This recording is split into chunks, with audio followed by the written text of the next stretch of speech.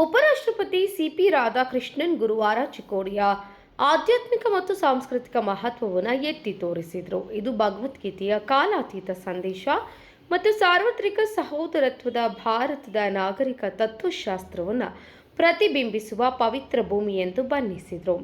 ಧಾರ್ಮಿಕ ಕಾರ್ಯಕ್ರಮವೊಂದರಲ್ಲಿ ಮಾತನಾಡಿದ ಉಪರಾಷ್ಟ್ರಪತಿಗಳು, ಭಾರತವು ಇಡೀ ಜಗತ್ತು ಒಂದು ಕುಟುಂಬ ಎಂಬ ಆದರ್ಶವನ್ನು ಯಾವಾಗಲೂ ಎತ್ತಿ ಹಿಡಿದಿದೆ.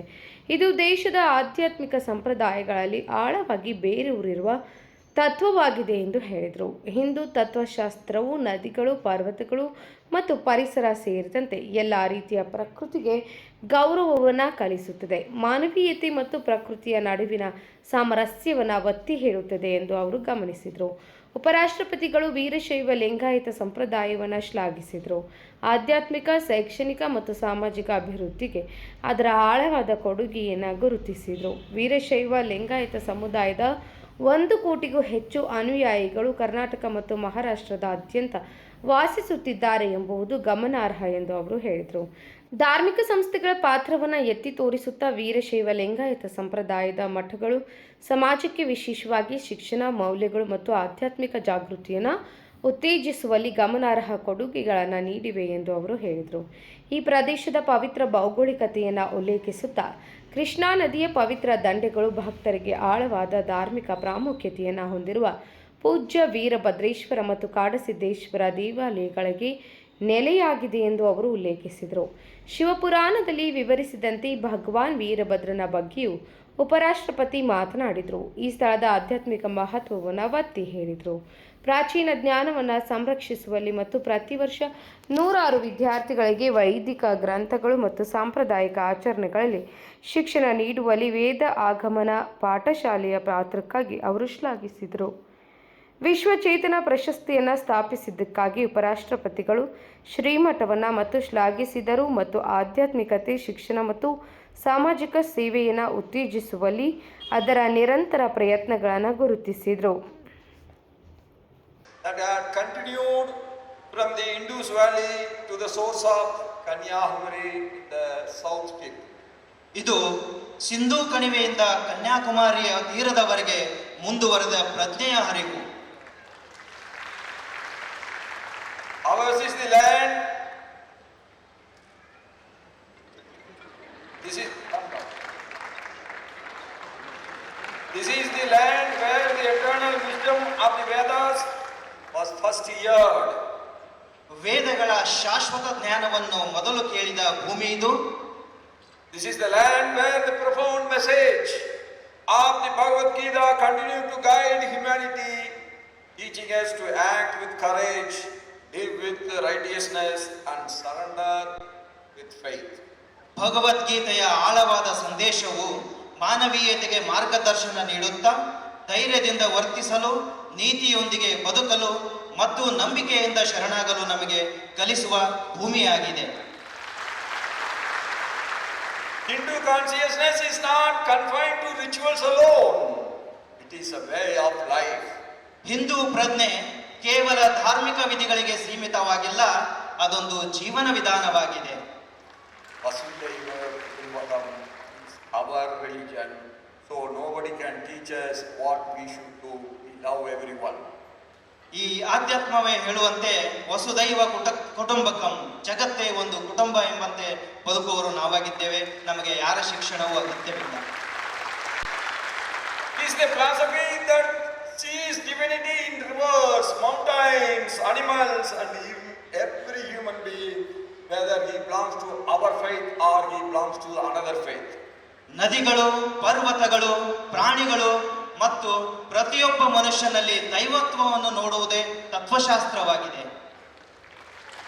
Amongst great spiritual traditions, the Veerashaiva Lingayat faith holds a significant place, especially in Karnataka and our neighboring Maharashtra.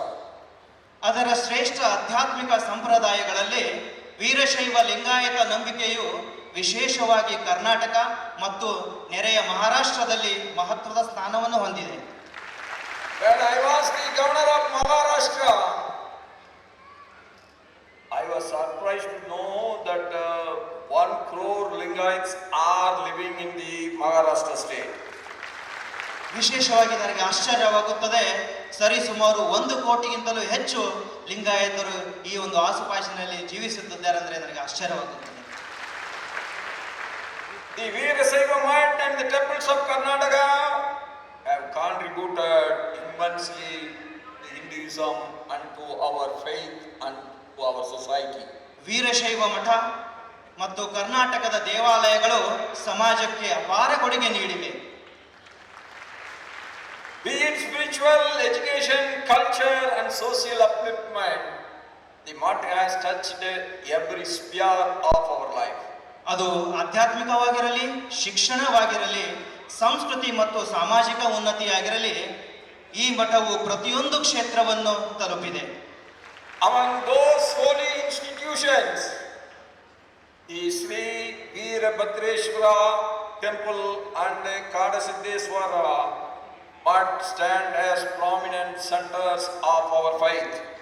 ಈ ಪವಿತ್ರ ಸಂಸ್ಥೆಗಳಲ್ಲಿ ಶ್ರೀ ವೀರಭದ್ರೇಶ್ವರ ದೇವಾಲಯ ಮತ್ತು ಕಾಡಸಿದ್ದೇಶ್ವರ ಮಠವು ನಂಬಿಕೆಯ ಪ್ರಮುಖ ಕೇಂದ್ರಗಳಾಗಿವೆ. Situated on the banks of the river Krishna in Belgavi districts, this place is the holy pilgrimage center, attracting thousands and thousands of devotees every day. Belagavi ಜಿಲ್ಲೆಯ ಕೃಷ್ಣಾ ನದಿಯ ದಡದಲ್ಲಿರುವ ಈ ಸ್ಥಳವು ಪ್ರತಿದಿನ ಸಾವಿರಾರು ಭಕ್ತರನ್ನು ಆಕರ್ಷಿಸುವ ಪವಿತ್ರ ಯಾತ್ರಾ ಕೇಂದ್ರವಾಗಿದೆ. I am told that the profound mythological significance of this place rooted in the story of Dakshina Yagnam. ದಕ್ಷ ಯಜ್ಞದ ಕಥೆಯಲ್ಲಿ ಬೇರೂರಿರುವ ಈ ಸ್ಥಳದ ಆಳವಾದ ಪೌರಾಣಿಕ ಮಹತ್ವವನ್ನು ನನಗೆ ತಿಳಿಸಲಾಗಿದೆ. It is believed that the holy Yagnam pit site is the present day Sri Veerabhadrashwara temple at Yaduru. ಪವಿತ್ರ ಯಜ್ಞಕುಂಡದ ತಾಣವು ಇಂದಿನ ಶ್ರೀ ಕ್ಷೇತ್ರ ಯಡಿಯೂರಿನಲ್ಲಿರುವ ಶ್ರೀ ವೀರಭದ್ರೇಶ್ವರ ದೇವಾಲಯವಾಗಿದೆ ಎಂದು ನಂಬಲಾಗಿದೆ. Guided by divine grace and profound spiritual vision, Sivayogi Sri Kadasiddheswar Swamiji rediscovered and discovered the buried holy site and had remained hidden beneath the sands of that time. ದೈವಿಕ ಕೃಪೆ ಮತ್ತು ಆಳವಾದ ಆಧ್ಯಾತ್ಮಿಕ ದೃಷ್ಟಿಯಿಂದ ಮಾರ್ಗದರ್ಶಿತರಾದ ಶಿವಯೋಗಿ ಶ್ರೀ ಕಾಡಸಿದ್ದೇಶ್ವರ ಸ್ವಾಮಿಗಳು ಕಾಲದ ಮರಳಿನ ಕೆಳಗೆ ಅಡಗಿದ್ದ ಮುಚ್ಚಲ್ಪಟ್ಟಿದ್ದ ಪವಿತ್ರ ಸ್ಥಳವನ್ನ ಪುನಃ ಕಂಡುಹಿಡಿದರು. In doing so, he did not merely uncover a forgotten temple, he rekindled the eternal flame of our Hindu Dharma. ಹಾಗೆ ಮಾಡುವ ಮೂಲಕ ಅವರು ಕೇವಲ ಮರೆತು ಹೋದ ದೇವಾಲಯವನ್ನು ಬಹಿರಂಗಪಡಿಸಲಿಲ್ಲ, ಅವರು ಹಿಂದೂ ಧರ್ಮದ ಶಾಶ್ವತ ಪ್ರಖ್ಯಾತಿಯನ್ನ ಪುನರುಜ್ಜೀವನಗೊಳಿಸಿದರು. His sacred mission was a reminder of Sanatana Dharma, may be tested by time, but it can never be erased.